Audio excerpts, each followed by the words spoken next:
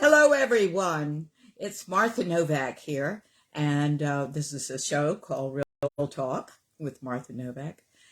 I'm awfully glad to be with you today. We're talking about something that's a very important topic, which is black and white thinking. Black and white thinking, rigid thinking, a search for absolutes all the time in a world of gray. So, that's today's topic. We're going to have a lot of fun with it. I hope that you all will enjoy thinking about this, because I haven't ever met anybody in life, including myself, whose minds won't benefit from being open to more. So let's do it, right? I'm going to apologize now. We're still in winter, so I'm not quite sure why my nose is running, but my nose is running. It might be early pollen or something. But if you see me doing that, I just don't want to drip from my nose. As horrible as that is, when you do anything in public, whether it's a speech or broadcast like this, you just don't hide anything. So I might as well go on and confess that for some reason this morning my nose is running. Okay, kids, that's it. Enough things like that. So guys, that's what we're going to talk about. I found an article called The Telltale Signs You're in a Black and White Thinking Pattern. We're going to launch off from that. It's by Erica Sweeney, and she's taken it from a psychiatrist and chief medical officer at LifeStance Health, Anisha Patel Dunn. Anisha Patel Dunn. What a pretty name. Anyway, we're going to talk about it from that article, and as usual, I'll launch off into consciousness on my own. I have a few ideas and stories. Okay, kids, let's do a prayer, get us all on the same page, actually get me on the same page with you. It would help if you're on the same page with me, and we'll go forward. Dear God, thank you so much for our being together today, for the friends I already see popping on the air with me. I'm so glad to be here. We're so glad to be here under the banner of knowing more about ourselves, because you are all we are. And we're either letting a trickle of you through or letting a lot of you through like a roar. And that's when we're living our potential. So we open ourselves now to see, hear, sense, and know what you would have us do, as we open to the truth that lies in our own enlightenment. We ask that you speak to us through some of the things we learn, and when we get off the air, some of the things that you show us this week about ourselves. Let us observe, let us be aware, dear God, that this is a direct communication from you in this confusing world that gives us comfort. We thank you so much, dear God, for all of this, and we say right now that we know nothing. We know nothing. For it's the you through us and through all things that know it all. And we open to that part of ourselves. Thank you. And so it is. Amen. All right, kiddo keens, let's dive in. One of the reasons I'm talking about this today is I'm giving a course to my advanced class on creativity, on really opening up creative channels that might not have been open before. So to do that, we have to talk about what they might still have left, a vestige of something even, that could interfere with creativity. Excuse me, there's something now in my eye. And so those things are important to acknowledge. What's standing in my way, right? What came through to me in my prayers, in my meditation, before I started this class this quarter, is that it's going to be extremely important for all of us to be flexible and adaptable. I said this last week as well about another topic. Spirit is asking us to all turn on our flexibility and adaptability. But the interesting thing about this is a lot of people are anxious instead of being flexible and adaptable. By the way, these are learned and inherited behaviors. I say inherited because what do you inherit? You inherit the energy, and you've seen somebody do these behaviors, and to protect yourself from that energy of anxiety and fear and all that kind of stuff, you take on their pattern, all right? In other words, you weren't born into the world as a black and white thinker. It's something that you learn to do. More importantly than ever, if you're a black and white thinker, and we're going to talk all about it and define it and everything so you really understand it, you're not adaptable and flexible.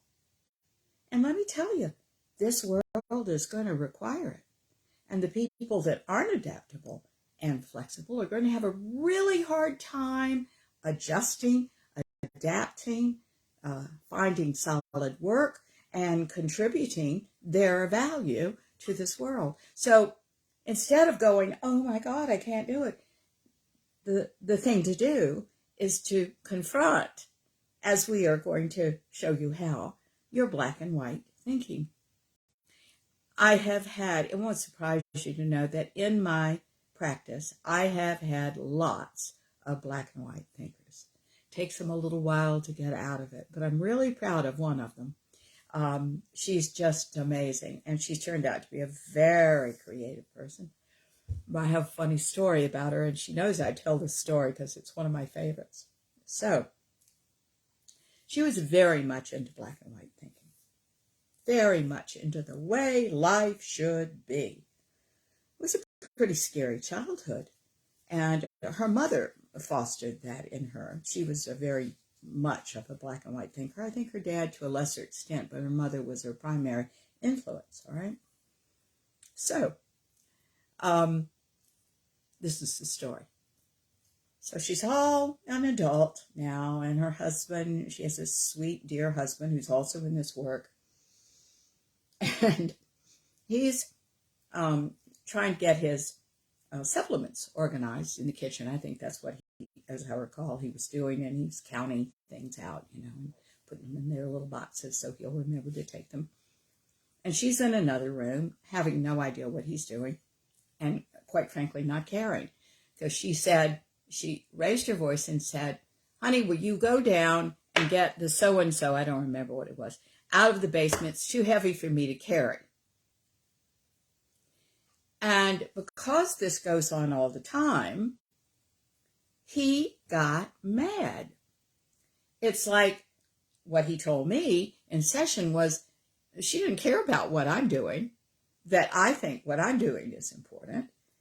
She just, makes these demands. Now, did she mean that? No, not really. And yes, she did. So we have to look at the whole emotional picture, because let me tell you, you're not just good or bad in that emotional body. You're a contradiction of things. That's why so many people really don't understand therapy, because you're both. My job is to challenge the things that are still not in keeping with your highest self mind. If you're still in the egoic structure, that's the part of you I'm challenging. But most of us are mixtures of things, you see. All right. Good. So he got very angry with her. You don't care about what I'm doing. You don't care that what I do is important. So both of these are clients. I heard him come in. He told me his story. She came in. She told me her story. And I said to her,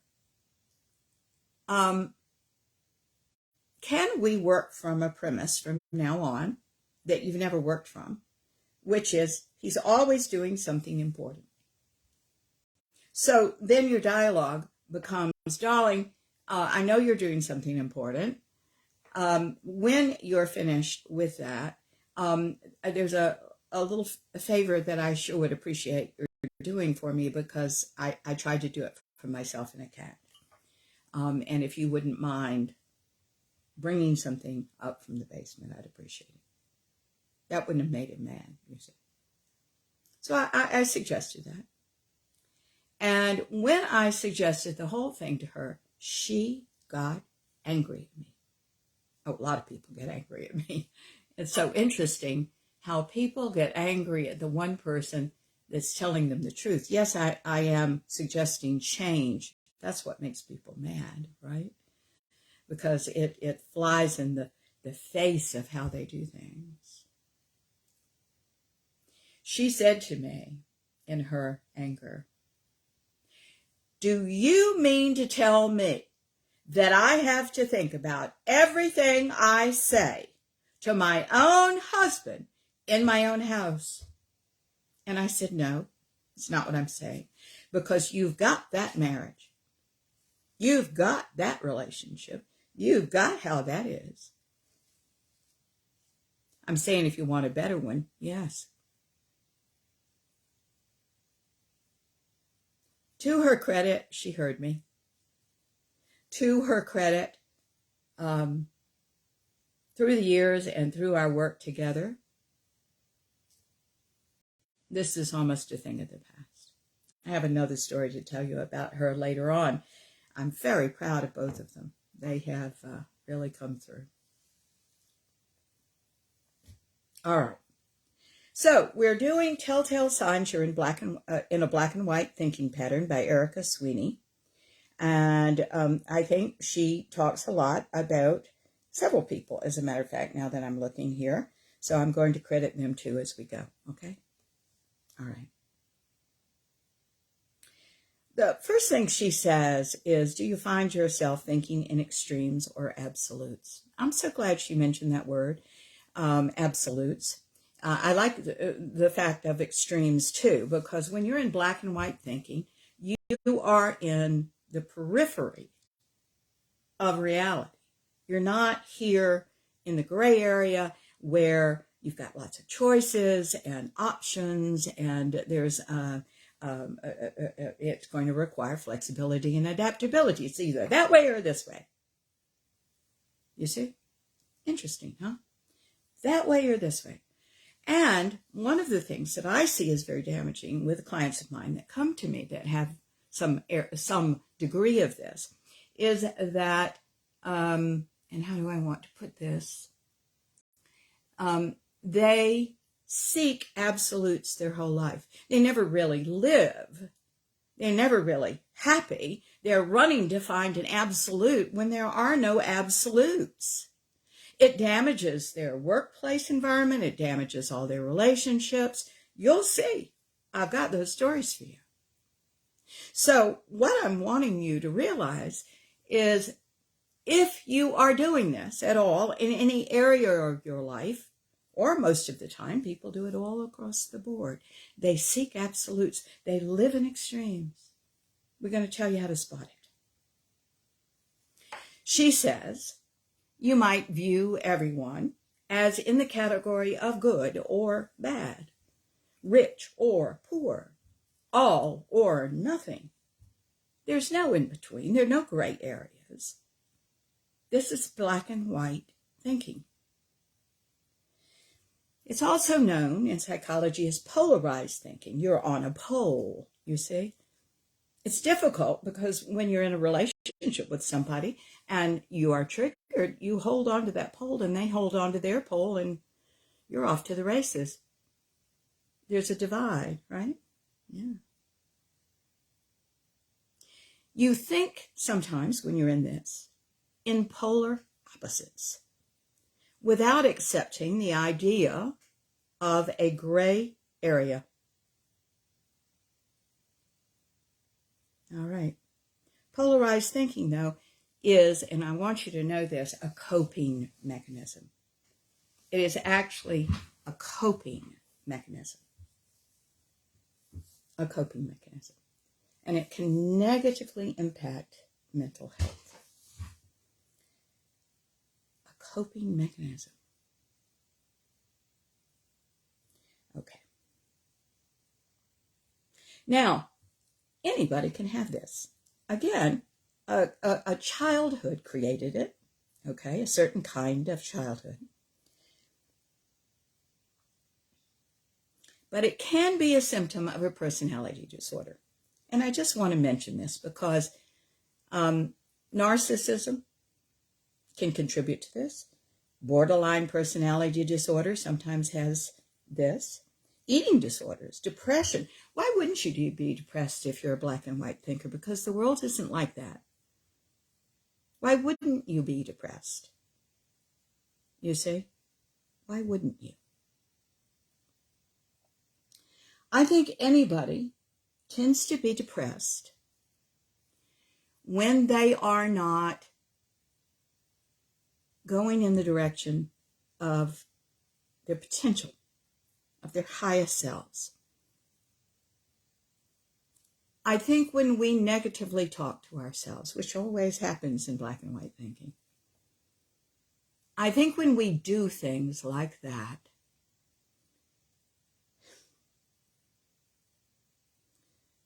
we are depressed. We don't even know why we're depressed because we're not listening to ourselves. The negative talk is habitual. And oftentimes when I'm working with clients and they tell me what they're thinking about themselves and what they've said to themselves, I say, well, I would be depressed too. And that is a truism. Anybody who would talk to themselves or think those thoughts about themselves would be depressed. And yet they say, in their unawareness, I don't understand why I'm depressed. Guys, the path that you're on, the path that we're all on. Hello, Jay. Oh, I'm so glad that you're with us today. Am I talking about the Michael Jackson song? No, as a matter of fact, I'm not. Or anything racial. This is the way we think in our heads, but you're just a joker. Hi, everybody. I'm so glad that you're with us today. I see all my friends over there. Even friends I haven't met yet. Still friends. But most importantly to realize that this black and white thinking doesn't have to go with anything. It's just a cognitive distortion. It can be a sister to some of these things, eating disorders, depression, anxiety, all that kind of stuff. But the fact of the matter is it's more likely than not part of you just as a habit, as something you inherited, and as a coping mechanism in life. And it started in your childhood. You know, if we overlearn when we're kids, what's good, what's bad, what's right, what's wrong. If we had parents that were very judgmental and very hard on us, what happens is we either rebel, which means the issue is still there, by the way, or we start believing that. And so we get out of our parents' home and then we're judging everything that way, especially ourselves. Because on some level of our psyche, we think we need that. Really? Guys, you don't need this. I say with all my heart, guys, you don't need this.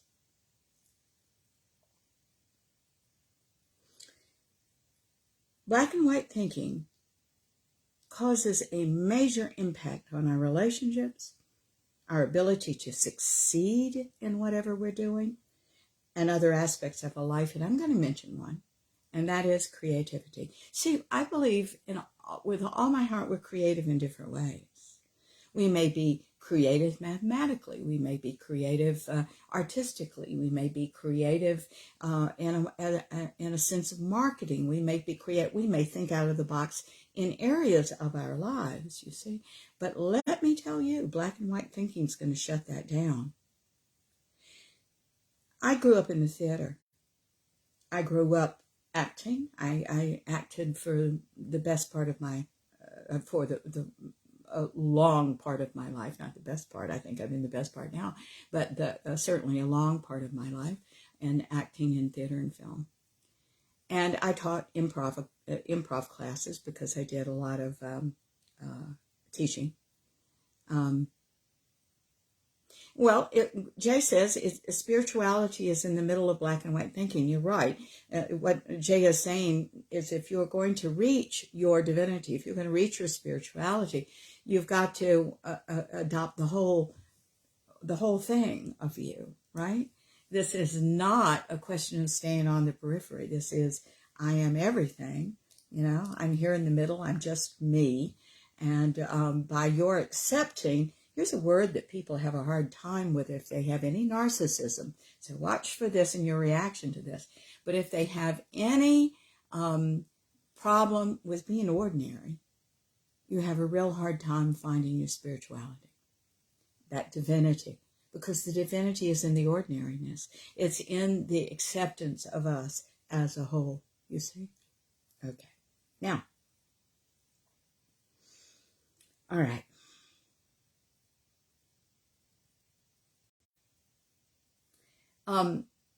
It certainly impacts, what I was about to say is it certainly impacts creativity.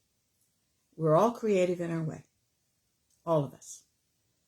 If you think you are not creative, and I have loads of people come to me and say, I'm not creative. And I say, well, just you wait. Because all that means is you're stopping yourself. That's all it means. You're not opening the doors. You're not opening up these cognitive distortions that may be in your way. Okay? A little later on, I'm going to do a show on creativity. I think I've already done one. But having taught this class now on creativity, we've got a lot to talk about, even more. Okay?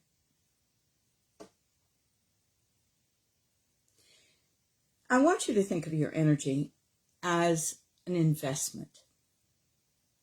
And what you're investing your energy in is what you get more of, because that is a communication with the universe. What you're investing your energy in is what you get more of. So if you're in the basement all day watching porn and you expect to have one day a good, healthy relationship with somebody, it isn't going to happen, because you're doing that instead of being out meeting people and finding out how to improve yourself as a partner and having a better life experience in the relationship area. Make sense? I hope it does. If you are too busy squirreling yourself away and working too hard and then going home and collapsing every night, every weekend, you are not going to generate a love interest. You already have one. Your work. And why you're doing this, probably because you don't think enough of yourself. And so you give it away to somebody else, and then you don't have to make decisions for yourself. Then you don't have to be a good partner to you. There are lots of ways to do this. The fact is that your energy, this precious thing called energy, is an investment for you, and you're investing it one way or another. And it's really important for us to be aware, wake up, and go, I'm investing my energy in something, and I don't want more of this back. I want this instead. Therefore, you have to change the investment. You have to change the investment of energy, which often means changing the behavior, changing your thinking. And certainly coming out of this black and white thinking pattern. There are other thinking patterns. We've talked about a lot of them. Perfectionism is one of them. Oh man, that's the sister to black and white thinking, isn't it? It is.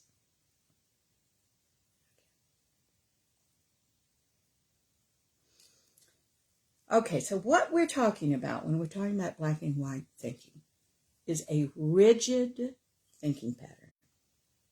And believe it or not, in spite of somebody thinking they are being very realistic when they're doing this, they're not.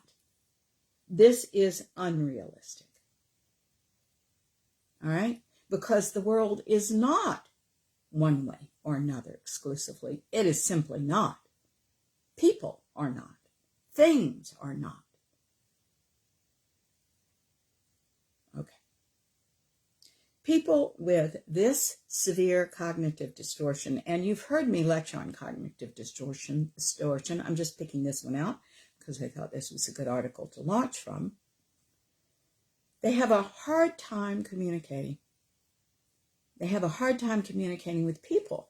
This woman that I was telling you about that I love very much had loads of children, and she said, I had loads of children because I've never been socially comfortable, and so children were something I could control. That was part of this. Oh, she loves her children dearly, don't get me wrong. But the reason she had them was not certainly well motivated, you see. or the poor motivations were mixed into the good ones. They have a hard time communicating with society. Many go undiagnosed and untreated. This is easy to hide, isn't it? Unless somebody is actually looking for it. I want you to be aware, and I'm hoping and praying today that as we work, that I'm going to open up the awareness that you are still thinking in absolutes sometime, and that you're still seeking absolutes.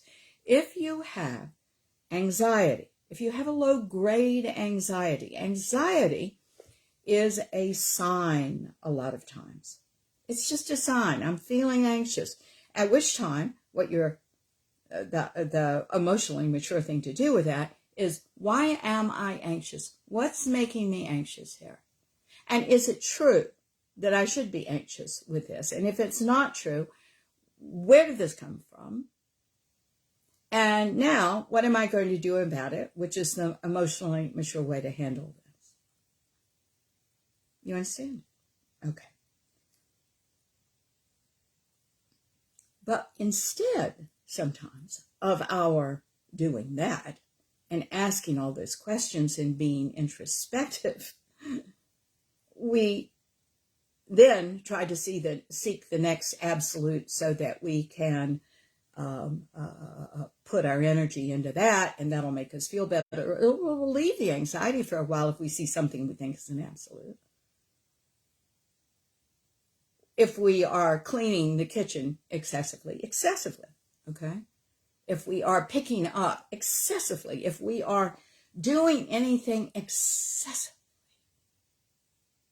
we might want to ask why we're having to distract ourselves from that anxiety instead of looking at it and getting through it and dissipating it. If we can find out why you're feeling anxious, and if we can find out why you're doing what you're doing, which is a relief from the anxiety, we can pretty much find the anxiety and get rid of that.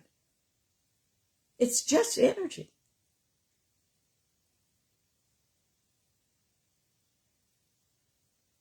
Black and white thinking refers to a rigid mindset. I'm back to the article now. And that is a quote from Christopher Hansen, who's a PhD. He is a licensed professional counselor at ThriveWorks in San Antonio. I like that line. Black and white thinking refers to a rigid mindset, and rigid is right.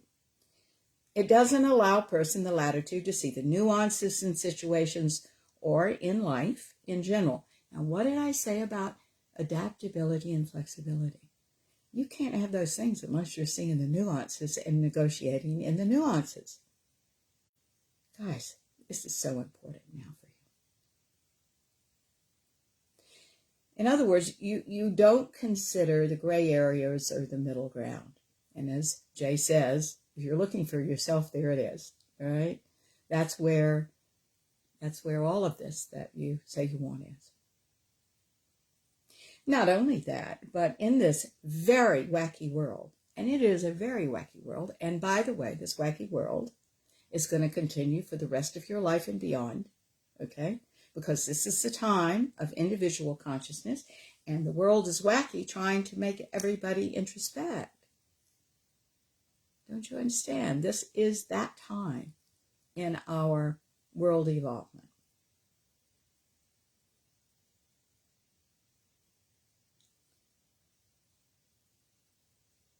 So, absolute thinking, rigid thinking, black and white thinking, prevents us from seeing things as they really are, which is nuanced and complex, and, by the way, always changing. I'm thinking very much of a client of mine I'm quite fond of.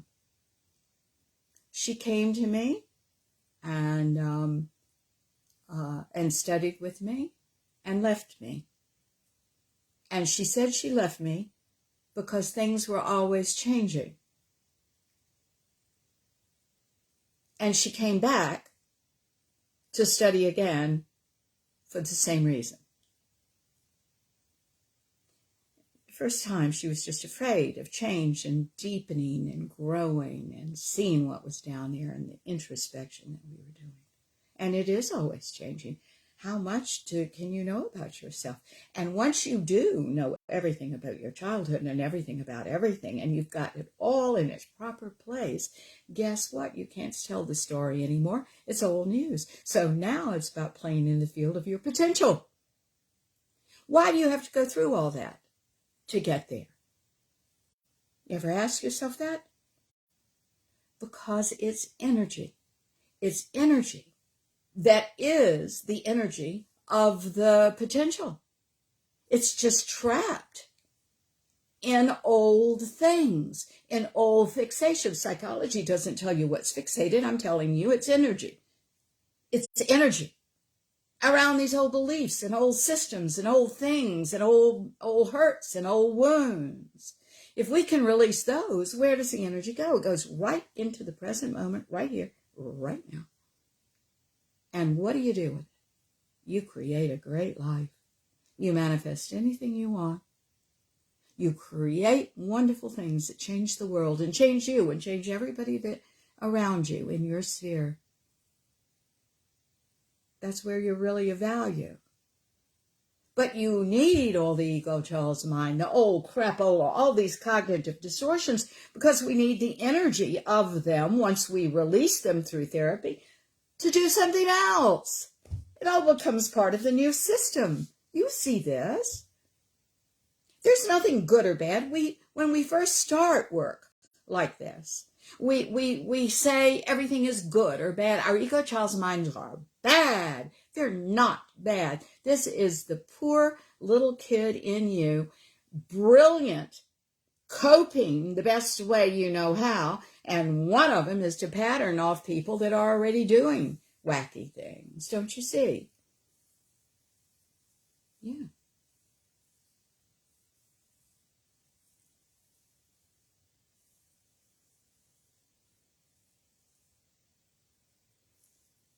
Why wouldn't everything be changing? Everything is deepening. Everything is growing. Everything becomes more insightful as you go. Powerful stuff.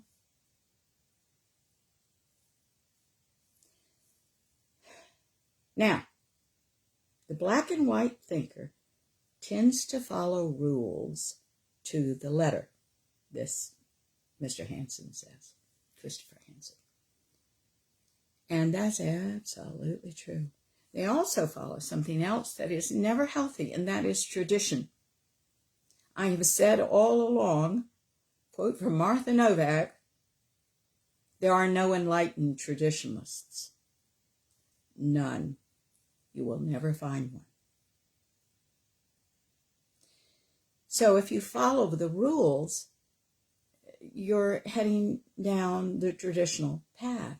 Not only that, kids, but if you're following the rules, you're one step away, and most people make that step, of living by rote. That means doing the same thing every day, expecting the same result, doing the same thing, expecting that the next day will be exactly the same as this, keeping yourself very safe, living by rote, not taking chances. By the way, this is the road to depression, if I've ever heard it. Routine. Now, I'm all for discipline. I'm disciplined when I write. I'm disciplined when I eat healthily. That's good. Routine, not good. Routine, not good. There's no creativity in routine. You're living by rote. You're following rules to the letter. They may not even be your rules. But if you came from a very rule-centered household, they're your rules now, because you never rebelled against them. You never asked yourself the questions about what are my specific values to live by. You can either have rules or values. You see? Values open the door. Values express who you are. And I think one of the really good ways to find your values, I'm going to say this again, I've said this in other radio shows, get on the internet and find a list, as many values as you can. There are lists of, 100 values sometimes on the internet. Print that out. This is not an exercise you can do fast, by the way. I want you to choose 3 values that are you. But here's the rub. You have to choose 3 values you already are. Not the ones you want to be. Not the ones you want to become. I challenged a woman one time who said, my first value is love. And I said, well, what is that? You don't know what love is. You don't know what it means. You have a bad marriage. You've got to love others. What in the world? Love, please. That just sounds airy-fairy and very nice. Can't have that one. And it was really interesting because she worked on this for weeks before she could find 3 values that she was. Kind, for example. She was that 100% of the time. Okay? And we had to strip away a lot of the fantasy. Oh, everything is so rosy and loving. Oh. But let me tell you, when historical fact slapped up against her fantasy, she was hurt worse than a normal person. That's the downside of fantasy. The other downside of fantasy is its own reward. You can't create anything from that. So when you're choosing these words that define who you are in terms of your value, it has to be something you're already doing 99 to 100% of the time. And then you take those 3 words and you make darn sure they are present in every situation, in every argument with your child, in every disagreement with your spouse, in every solitary, when you're stopped by a cop because you ran a red light by accident. You have to make sure those 3 things are always present, because here's the thing. The only thing to make you unhappy in life is when you abandon 1, 2, or 3 of those values. So it's really important for you to then say to yourself, boy, I feel bad, and I feel really bad. And I'm sitting here with a beer and a cigarette because I feel so bad. Now, what did I do? Let's talk about the values that I chose and how I betrayed myself, my highest self, because that's always going to make you unhappy. Ultimately, when you have mastered those 3, and you've got to be entirely emotionally honest with yourself. When you have mastered those 3, and they are in every situation for a few months, then you can choose 3 more to add to the list. Again, they've got to be things you're already doing. You're working on yourself the whole time, which is great. Work on yourself the whole time. You will be ready for more. But guys, we're either working from our issues or we're working from our values. Working from your values is the emotionally mature thing to do. And the values give you a creativity that are not there for a rule follower.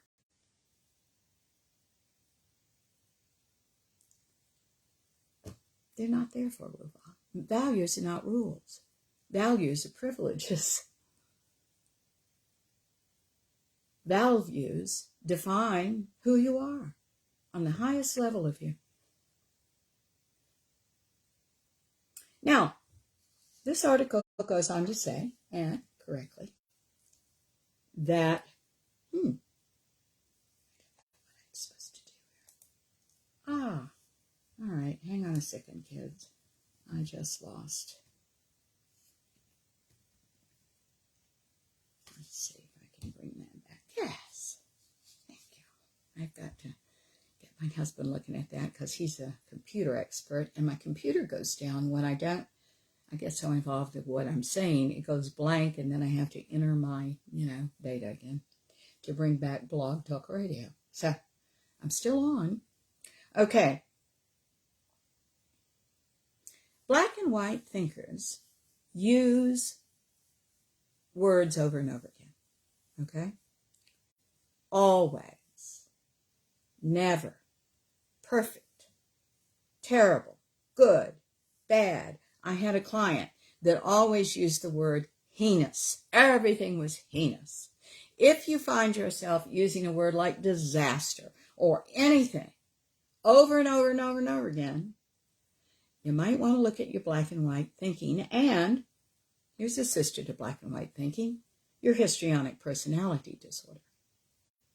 A histrionic personality makes things terribly dramatic. The thing about this is they all look like they're feeling, and they're hoping that'll scare you away from challenging them. But they're not feeling on the deepest levels. Otherwise, they wouldn't be rolling around in all this, right? These words and words like them are on the edges. Is everything always? No, everything's not always. You always do this. Do you? Really? When you're sleeping, do you do it? Do you do it when you're fixing dinner for the family? I don't think so.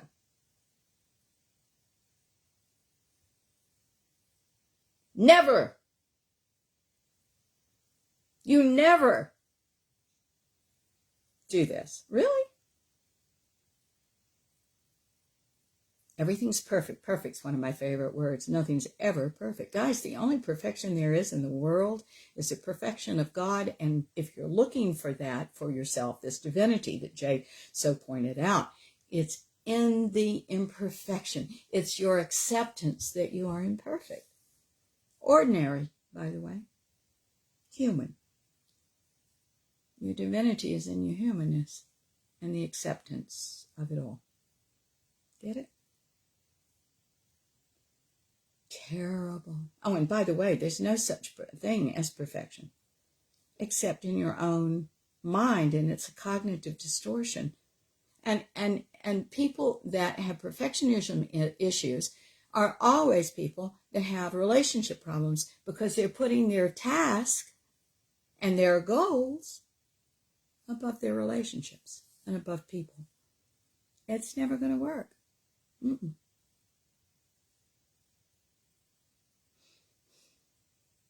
Things are terrible. Good or bad. Honey, we should have left that when we were maybe 7 or 8. Words like that. They help at one point. But when our parents still are in black and white thinking, they teach us to be there. They teach us there's something to be afraid of out there, even if it's not named. A lot of people that come to me don't know what they're afraid of. It's just that they're afraid of whatever their parents were afraid of.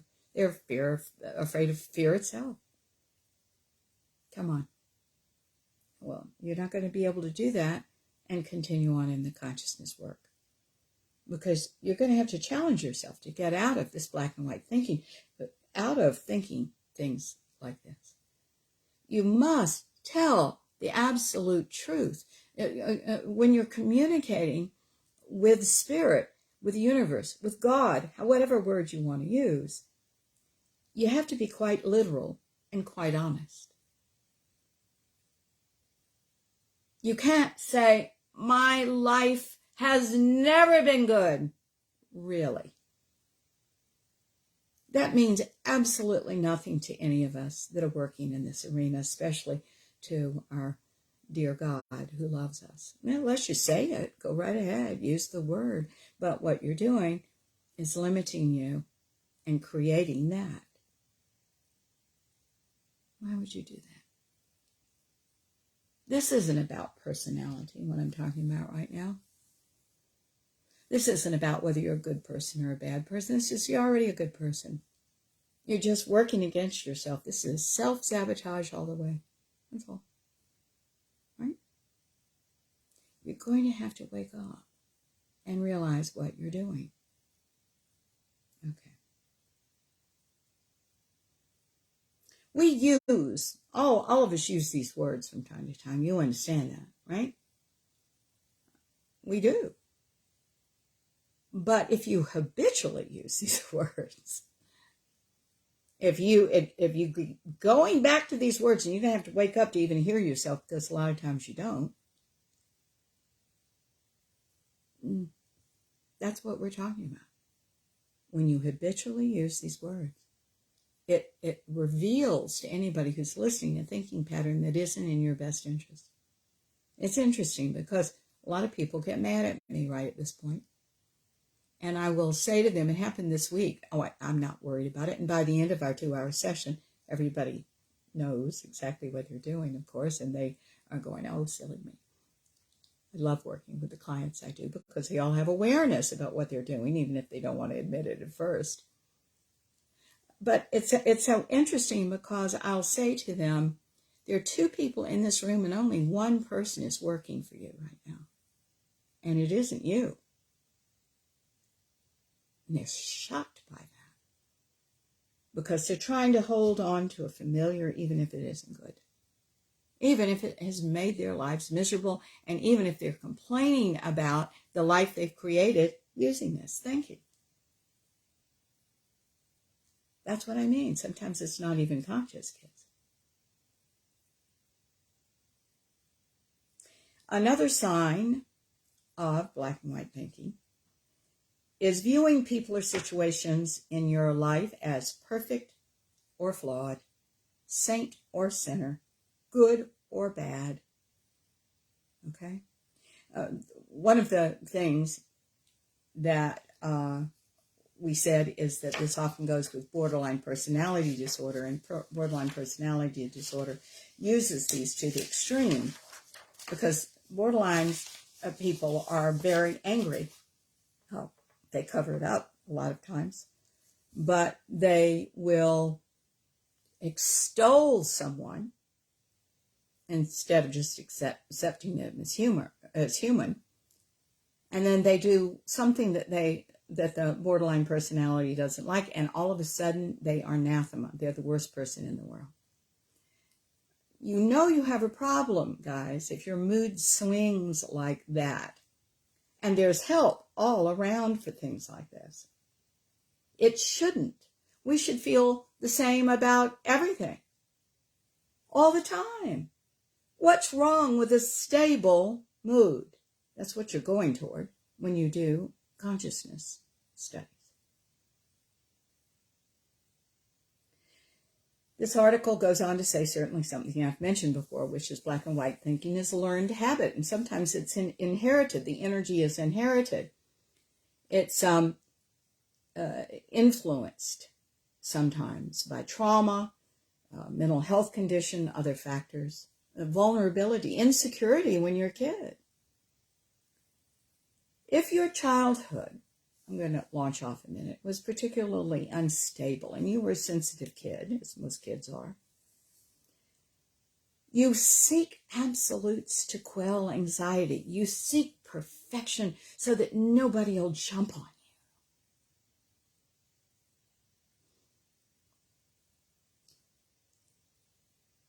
you. Nobody's perfect.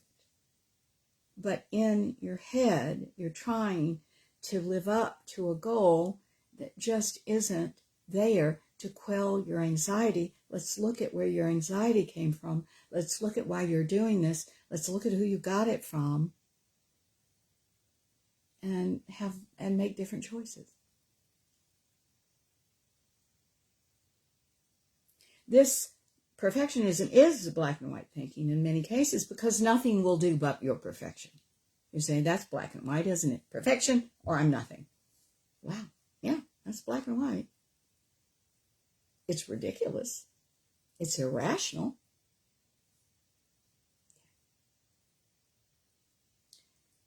The article goes on to say, is just as with any unhealthy, and this is unhealthy, coping technique, it becomes a habit we repeatedly turn to in times of stress. So we begin to develop a pattern.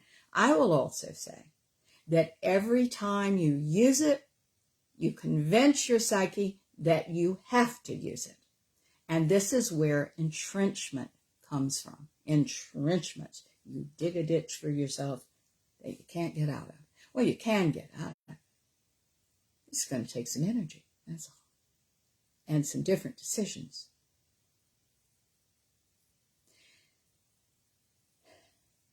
Without awareness of these thought distortions, or understanding the strategies we can use to change them, we'll talk about that in a minute, we feel that we're stuck in a loop of these automatic thoughts. In fact, I have clients that come to me and say, it's a force. I can't overcome this force.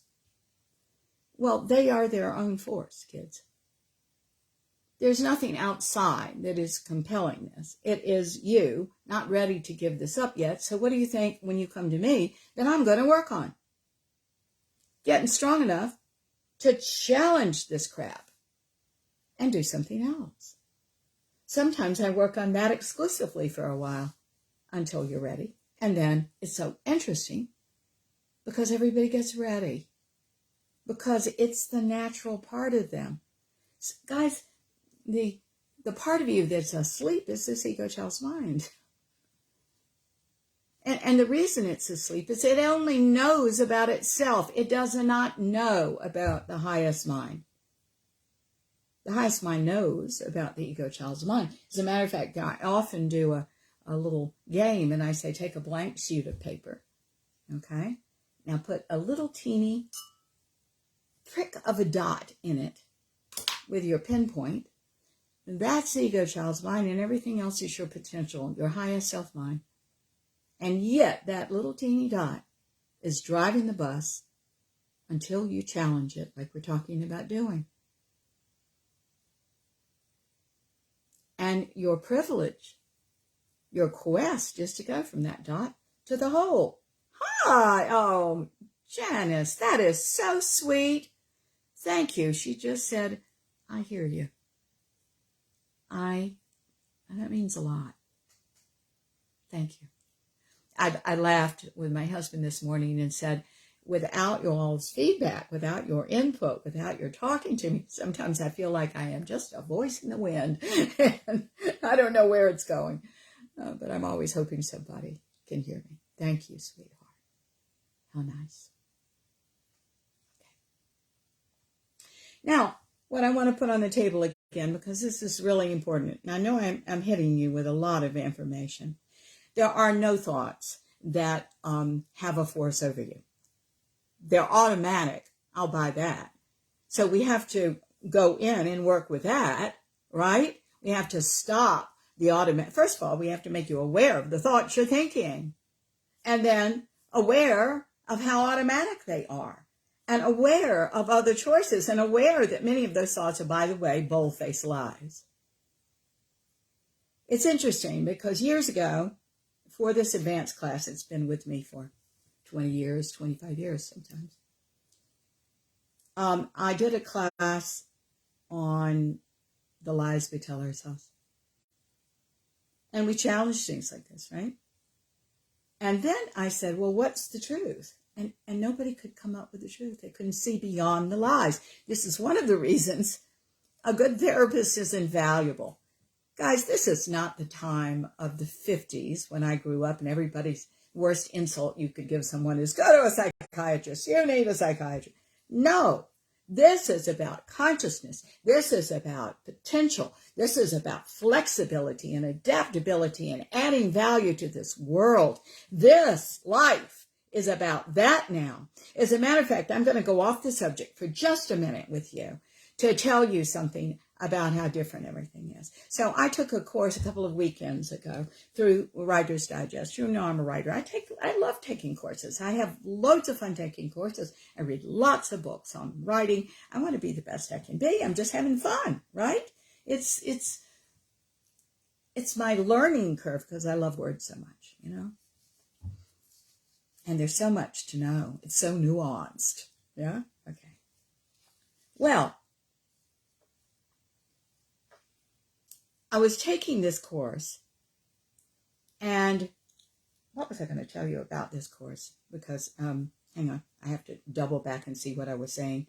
Oh, okay.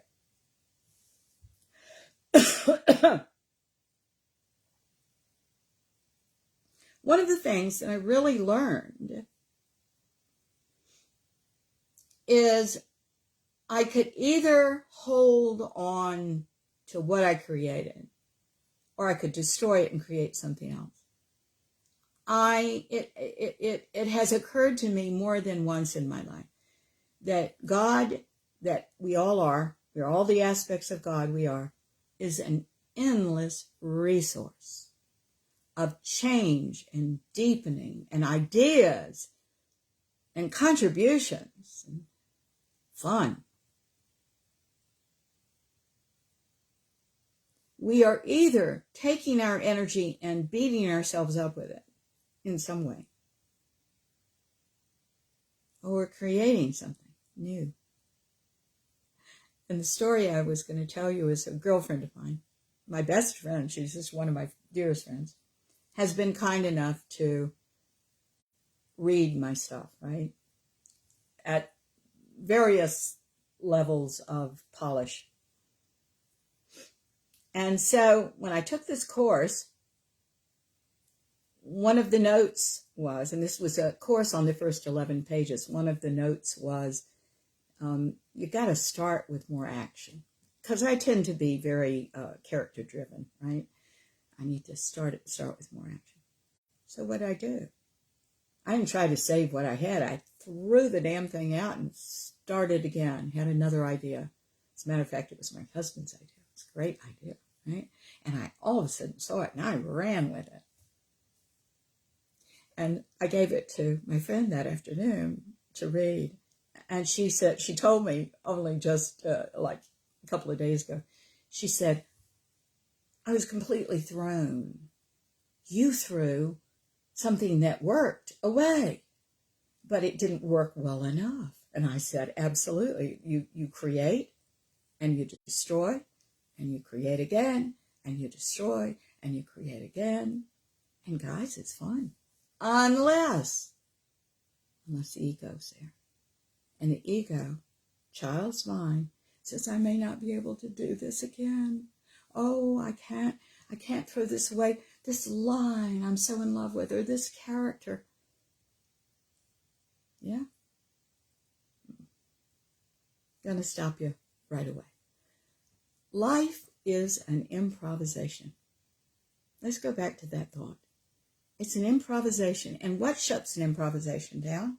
If I'm doing a scene with you, okay, and this is an improvisation scene, and it's just two people on the stage, and I say, whoa, it's beginning to rain, and you say, it's not raining. A resistance like that, a contradiction, a judgment like that, there's no place to go in the scene. You've just killed it. And if you're doing that with your life, you're also killing it. We have to go with, add to. What else is out there? Look around. Look under that rock and this rock. Talk to people. Interact. Get ideas. Input. I'm shocked at people who think they're not creative and they never watch television and they never watch a movie and they never go to a museum and they never. And it's like, well, you don't have enough information about life to do anything creative. And what stops them? Well, black and white thinking. Because this woman that I was telling you about, that I told you the story about twice now, had a rule for all those kids of hers. And that was no television at all. You didn't even earn television by your chores. No, it was for the stupid masses. Well, let me tell you something. Had my parents not plopped me in front of a television, had my parents not taken me to theater and opera and films, had they limited me in any way, had they punished me by taking those things away from me, I wouldn't be able to do what I do. I'm a very good dialogue writer. I can talk to people because I sat there as a child inputting all that in at one point, and reading, of course. And at one point I said, I can do that. And I started a journey. Now, here's the thing. If you didn't have that kind of childhood, you have it now. It's not going to stop you. Here's something interesting. I used to teach music to people. I used to teach voice to people to sing because I was a singer. And a lot of people think they're tone deaf. You know, there are very few people that are actually tone deaf. But how do you describe pitch to somebody, that they have to match this pitch? There's no way to describe it. Here's why somebody might think they're tone deaf, because they didn't have enough music in their home. Because if you have enough music in your home, you hear it and hear it and hear it, and all of a sudden you can match pitch. So now if we can take those people as adults and play the music over and over and over again, guess what happens? They can match pitch. It's a fascinating world, ladies and gentlemen. Really different from what we thought. Now, here's the other part of what I learned from this marvelous course. Here's something else. It's real easy for all of us to say, oh, I wish I'm having so much fun right now writing murder mysteries, right?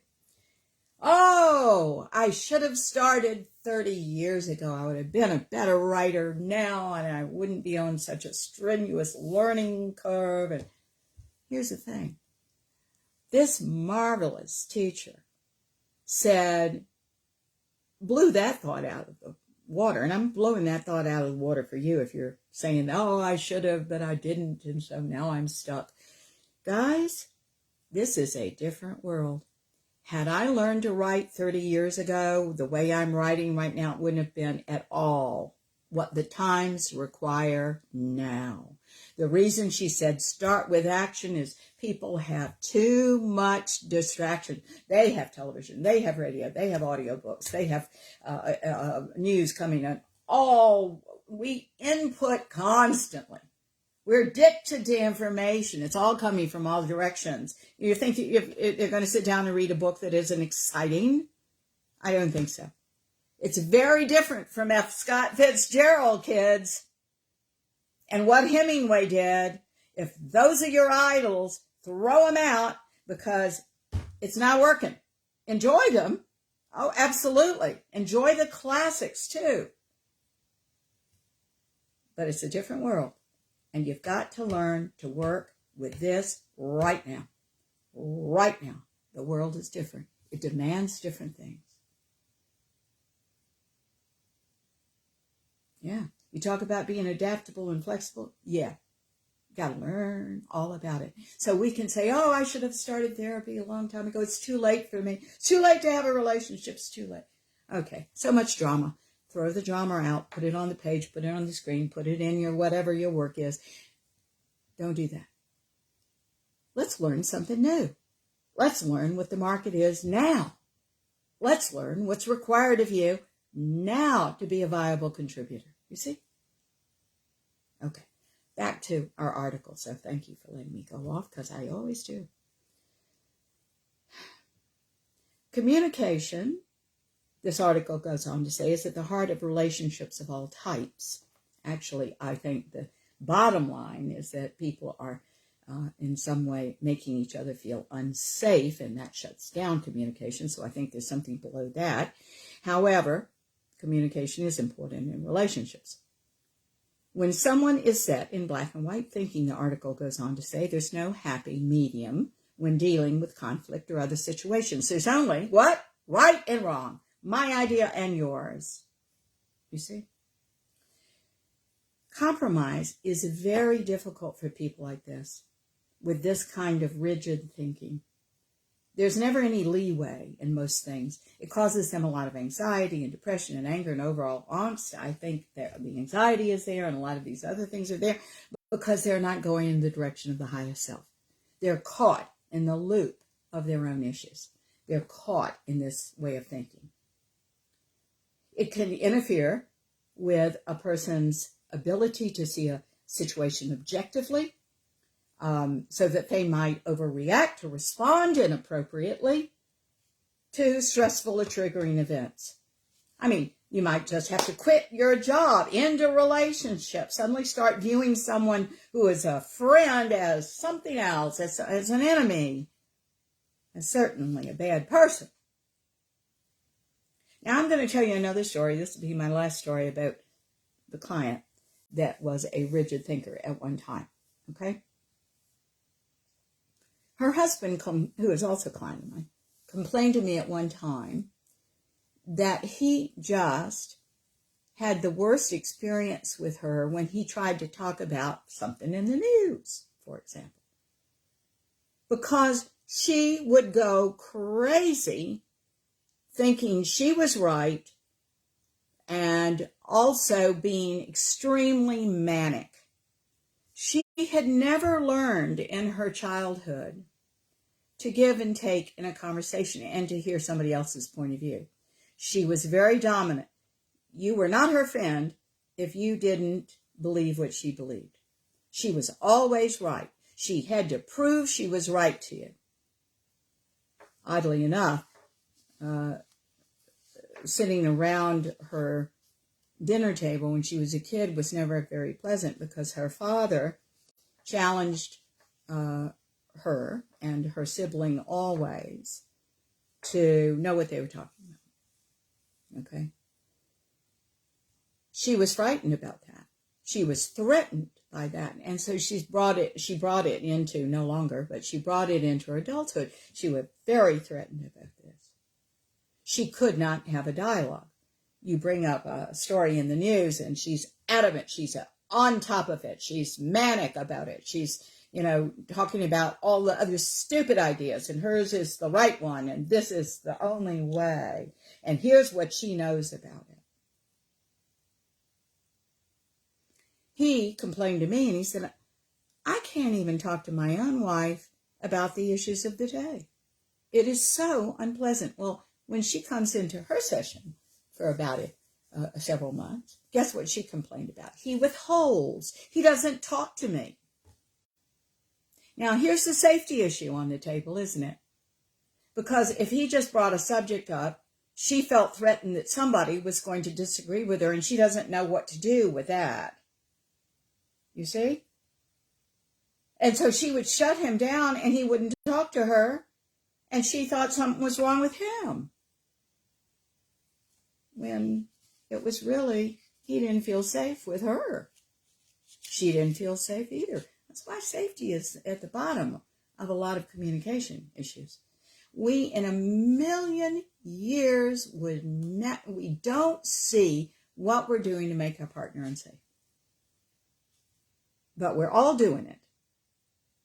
And we all need to wake up to that and stop.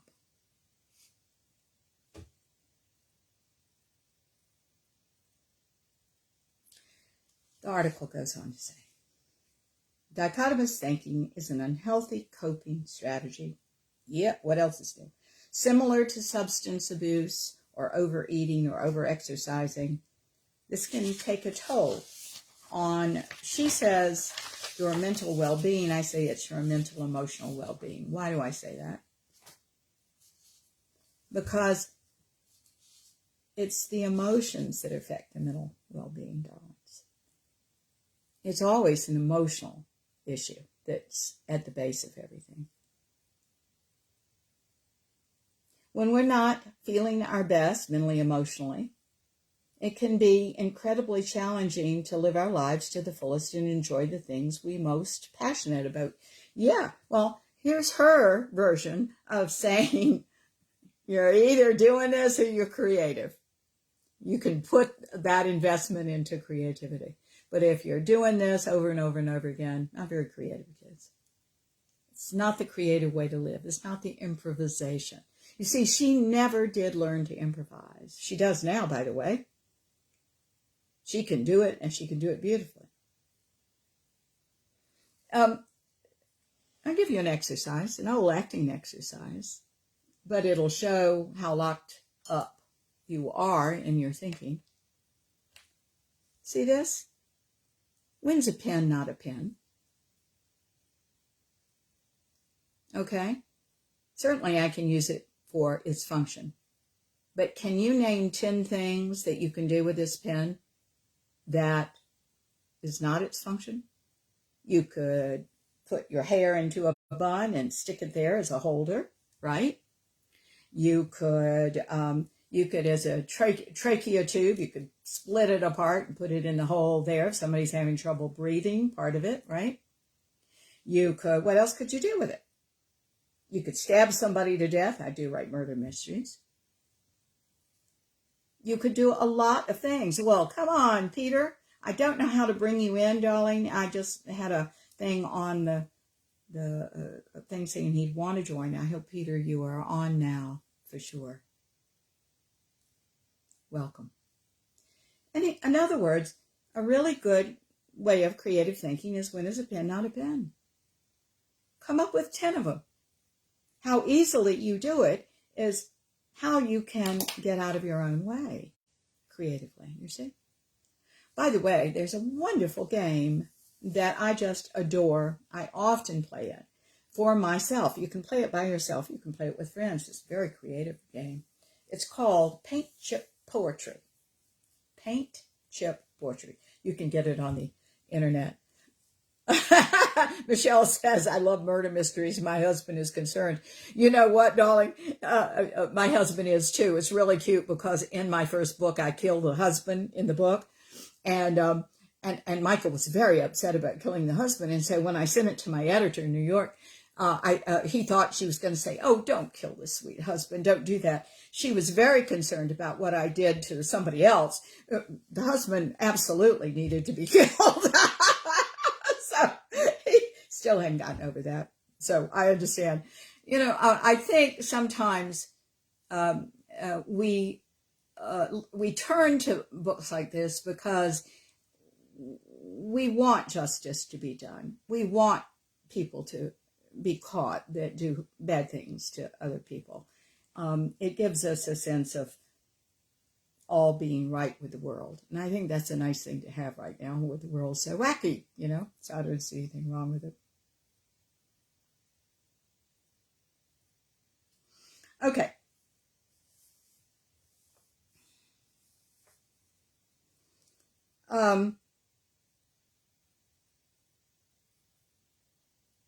Let's talk about how to break out of black and white thinking. We've talked about some of these things, but let's really put it in a summary. First of all, you've got to realize, darlings, that you're doing it. I think it becomes extremely important to hear what we're saying to ourselves. You keep in mind that on this journey from the ego child's mind to deeper consciousness in the higher mind, when your ego child's mind absolutely knows your intention, in the first few years, it shouts at you your issues, right? You can't do it. You can't. And then after that, it starts whispering. And you get real subtle. This is why a good therapist is just really invaluable, because they'll say, whoa, did you hear what you just said to yourself? You just made that good when that's not healthy to get you onto your higher self. And you go, oh my God, did I hear? I just heard it. It was normalized, you see. Jay says, how does rigid thinking get ingrained in our minds in an early age? Well, the easy answer to that is our mothers and fathers might have done it, you see. They may have been very judgmental. They may have been very adamant about things, all right? They may absolutely embrace absolutes. I know that with my friend that embraced absolutes, her kids, this massive amount of children that she had, embraced absolutes too. Now, several of them have eating disorders. That's an absolute. I'll eat these things, but not these things. These things are good for you. These things are bad for you. At the expense of what they might need in the moment, you know? You see? So that's certainly one of them. If you are in a household that's unpredictable or even violent, if there's trauma there, why wouldn't a smart little kid try to find something to hold on to? Guys, all the people that are in cults and fundamentalist religions have never necessarily thought to think for themselves. So they're seeking the absolute of what somebody else thinks, some dogma. It makes them feel more secure. But guys, this isn't true emotional maturity. True emotional maturity is, what do you think?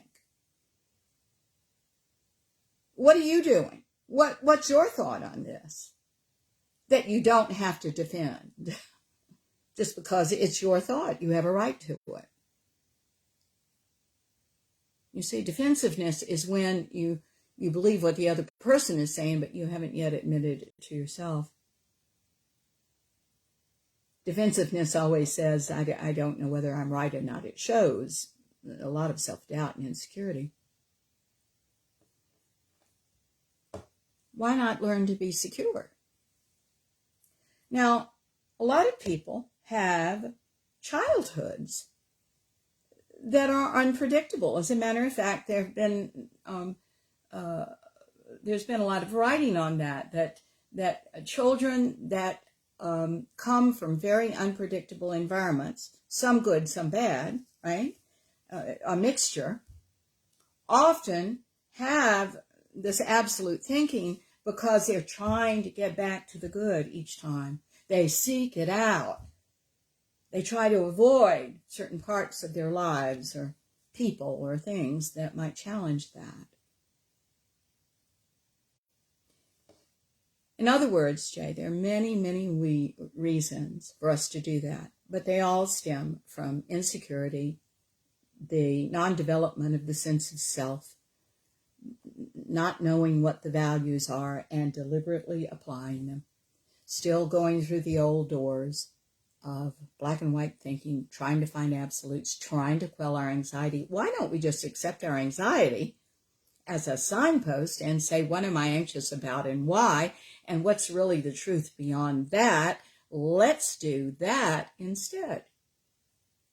But what we do with anxiety is we will go, and one of the ways is to seek an absolute, to quell our anxiety, instead of looking at the anxiety itself as part of humanness and life. A lot of people don't like to feel bad. We run away from feeling bad. I'm saying feeling bad is part of life. We should learn how to feel bad and how to take care of ourselves when we feel bad in a loving and gentle way, not born out of issues. What do I mean, not born out of issues? Well, you can withdraw. Instead of, what I recommended for this husband that I told you about was to sit down and say, I don't like this part when I would like to be able to talk to my wife about the news, but you are so dear and insecure that you can't have a normal conversation with me, and that's why I've moved away, and I don't talk to you about things like this. I don't talk to you about much because of what you're doing. You're thinking this is some sort of threat from your childhood, and it's not. It's just a husband trying to talk to his wife about the election. He should have sat at that conversation a long time ago. Instead, he did what he did as a little boy his whole life, and that is move away from his mother, who was just like that.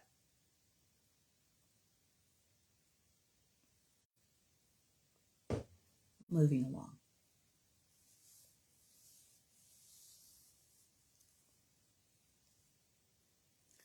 So, guys, you've got to, number one, recognize how you're feeling. So if you came from an emotionally suppressed home, and who didn't, to more or less degrees, kids, you got to learn to be more emotionally fluid. You do. You've got to learn when you're speaking badly to yourself, and you've got to write it down and find out why. Who felt that in your childhood? Who told you that? All right. For example, I'm thinking of a family right now, and the son and the father are estranged. Okay? The father is extremely smart and really likes to tell you how to do things. He never, ever said to the son, "You're stupid." He would never say that. He's a good man. But he implied that every time. The son took it as I'm stupid, not, oh, here's a better way to do this. And the father was not sensitive enough to the son to see that he was taking it that way so he could correct it. There are loads of misunderstandings that happen in this world. Isn't it sad? Because it's about being aware now and seeing something like that and speaking up and saying, I think you're misunderstanding me here because I really don't mean it that way, dear. I just get enthusiastic. I know it can be done well. I know you can do it well. And here's the thing. The father does have an issue with wanting to do things perfectly, wanting to do things his way, the right way. He's a bit of a narcissist.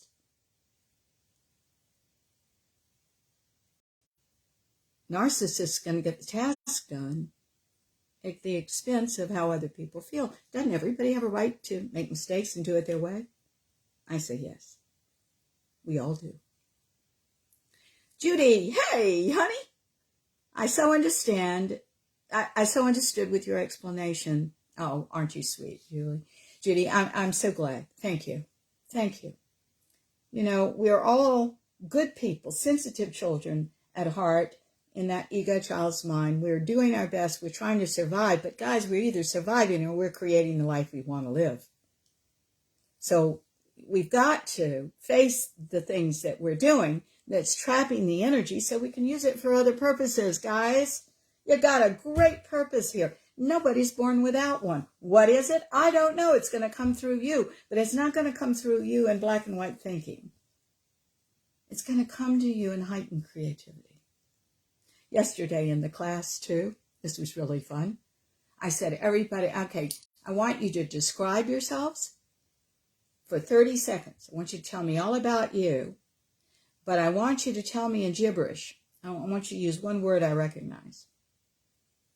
And it was real cute. Most of them did pretty well. There were one or two that didn't do as well. And here's the key to that. You got to know what you're saying. This is how I teach Shakespeare, by the way, a Shakespeare class. Because poor Shakespeare's when they don't really understand what they're saying and they're just saying the Elizabethan words, right? I don't see how they can do that. So I make everybody translate the Shakespeare into this language, into our modern 2023 language. Translate it. And now put the Elizabethan language on top of it and know what you're saying emotionally. Now you're good at Shakespeare, you see? So anyway, we did a real cute, fun thing, and most everybody was pretty good about it. It's real interesting because we're seeing where people get hung up in a class like that. There is something called neuroplasticity, and that means your brain can change. Your brain can change. The problem is, with all this, without confronting this, you're doing the same things to protect yourselves over and over and over again, like black and white thinking. And every time you use that, you entrench yourself more and convince yourself on an emotional level that you need to do that. You have got, at one point, to shift that.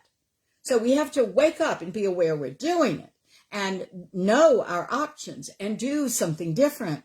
Again, the script, the end of the script that you're writing is already written based on your issues from your childhood home. If you want a new ending, you've got to write a new script. That means, what are you doing now? What are you doing in this moment that's different? That's a new thought. That's a creative aspect of you haven't tried before. Now, there is all hope, guys. But we have to replace these negative thoughts and these old ways, these old patterns of ours with something new. And I really hope you'll do that. Again, what we've got to do is change the momentum of thinking that way and going through those doors to a different experience.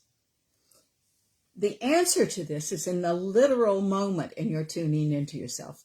This one woman that I have been doing the show about, she'll be so pleased that I have told all her secrets. She's very cute. But anyway, she waked up one day. This was a big revelation for her. And she said, Oh my God. We are literally talking about the literal moment. And doing something in the literal moment and changing the dialogue and changing my mind and doing something different and more creative and more life enhancing. And I said, there you got it. And now when you do that consistently, you have momentum built in the highest self, from the highest self, a different way of living, a different way of looking at the world, where you are privileged and joyous and creative, and sure, life happens there. It happens to all of us, darling. It isn't what happens to us in life. It's how we cope. It's how we react. If you go through these old doors, that has everything to do with your overall happiness in life, right? So let's not do that. Let's create new doors and new windows. Let's just knock out a wall. What do you say? Guys, thank you so much for listening. I'm going to stop there. We'll be back next week with something or other. And we'll have some fun together then, too. Dears, I want to thank you so much for what you do for me. I show up every week or most every week trying to do this and reach more people. And you're being very kind to get the word out about our shows through social media and all the things that you're doing, word of mouth and anything else that you can think of. We really appreciate that. We're trying to build our listenership. It makes it a more, hopefully, conscious world. We have quite the conscious community here. I love that some of you all are recognizing each other from every week. That's dear. Once in a while, I'll see a message go back and forth between you two. I love that. I do. I'm wishing all the best for all of you. So please keep putting the word out there. Jay just said something really interesting. He said, rigid thinking is the certainty, security of the familiar. It is. We choose the familiar sometime over the unknown, but the unknown is better because it's all God, right? It's all your creativity. It's all life. It's all everything. But if we haven't learned to live, I worked with a woman last week actually, and I did a meditation with her, and she felt like she was in a shroud. And we cut the shroud off. And she says it's been a different perspective on the world ever since. Sometimes we actually learn in our childhoods, kids, not to live, not to commit to our lives. If that's you, I hope you'll challenge you. I hope you'll work with somebody.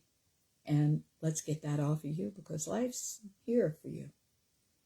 It's yours to do with as you want. And we're doing a show like this so you'll come out of those limitations and have fun. Create wonderful things. Add to this world. Contribute to all our lives. You're here to do that in some way. If you don't know what the way is, just start something. God's going to do this. That image of the shepherd, right? Of Jesus. Yeah, that's the energy. You'll be helped. Oh, universe is behind you. 90 seconds. Let's do a prayer. Dear God, thank you so much for the opportunity to be together and to talk like we've been talking and to love each other and ourselves and open to a deeper level of our highest mind and bring love in whatever aspect, creative aspect we are into this world. We ask now for great awareness if we're doing any of these things. If we're doing any of these things we've talked about today, and we ask to see, hear, sense, and know all of that we may change and grow and have different choices. We thank so much for all of that, and we thank you so much, dear God, for all of it. And we say this prayer in your name, in the name of the Ascended Masters, our love-centered guides and friends, and the name of each and every person listening to the show. Thank you, and so it is. Yes, Jay, thank you. Jay just said, have a blessed week, everyone. Absolutely. And, God loves you through you. Make those good decisions for yourselves. See you next week. Thank you, darling Judy. Appreciate it. Love you too. Bye-bye.